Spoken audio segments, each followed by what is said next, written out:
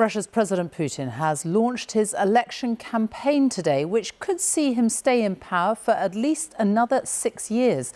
The election in March comes as the war in Ukraine continues. Today, Russia and Ukraine have exchanged prisoners of war, with both sides returning around 200 soldiers and some civilians, according to authorities there. In a moment, we will have a special report from our correspondent with the latest from the front lines in eastern Ukraine.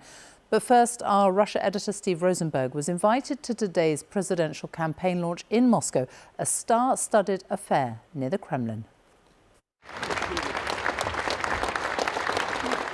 For Vladimir Putin, a standing ovation was all but guaranteed from an audience packed with supporters who want him re-elected Russia's president. We were allowed in to watch the campaign event. Mr. Putin used the occasion to claim that it was a US-made missile that had shot down the Russian military transport plane last week in southern Russia.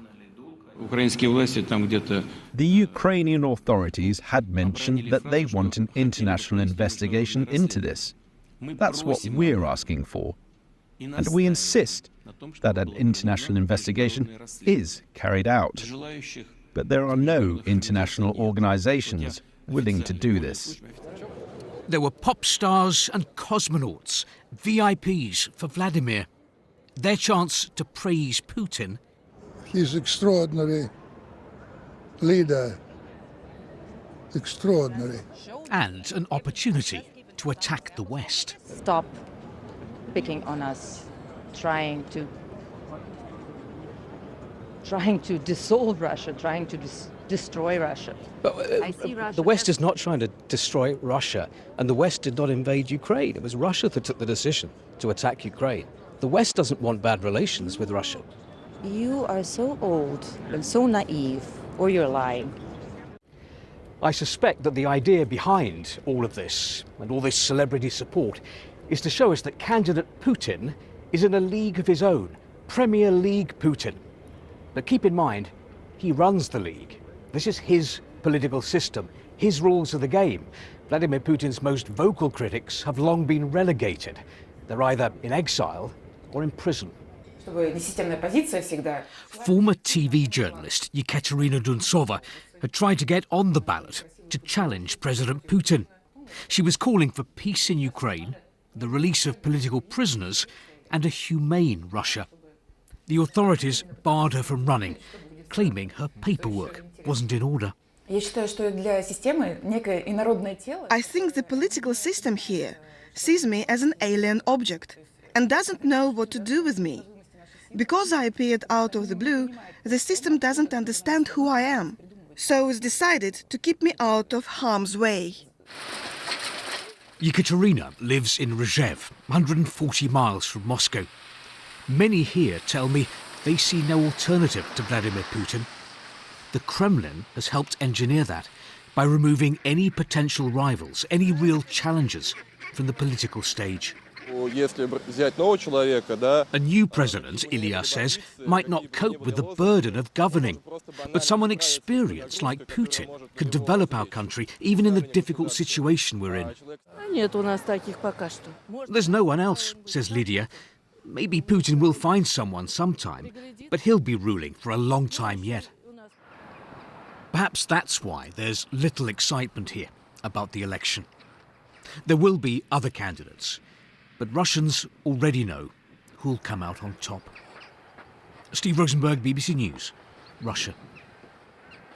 While intense fighting continues in Ukraine along the sprawling front line, for months Russian forces have been trying to capture this strategic town, Avdiivka, near Donetsk in the east, a town that Ukrainians see as a symbol of resistance. It is severely damaged, yet hundreds of civilians remain there living in desperate conditions under relentless Russian bombardment. A special police unit is trying to help the last people out, many elderly women. From that town, our correspondent Avdijalil Abdurasulov has this report on the evacuation attempts. Evacuation from Avdiivka is literally a matter of life and death. Policemen are running out of time to save this wounded woman. and not only because she is bleeding heavily.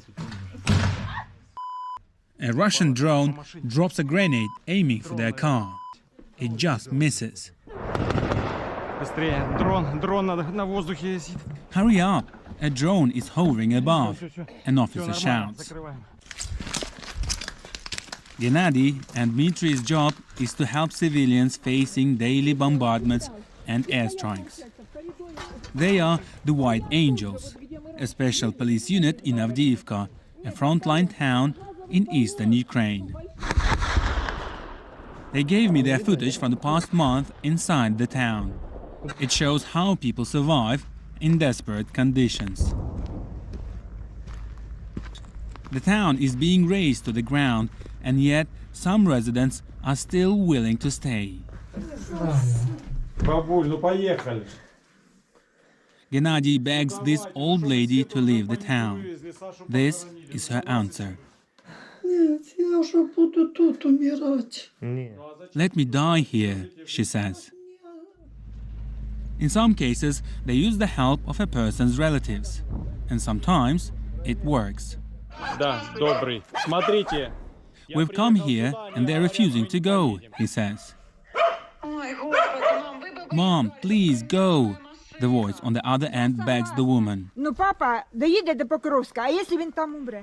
What if Dad dies after we leave? What will I do? She asks. Eventually, the woman's daughter manages to convince her to leave. Opportunities to escape are slipping away. Small Russian groups have already entered the southern outskirts of the town, and evacuation from there is no longer possible. Ukrainian troops are desperately trying to stop Russian attacks around Avdiivka. But they are running out of supplies as military aid has decreased. As a result, there are huge shortages of ammunition, guns and spare parts. This is the German Berger Panzer, and its main purpose is to evacuate damaged armored vehicles from the front line.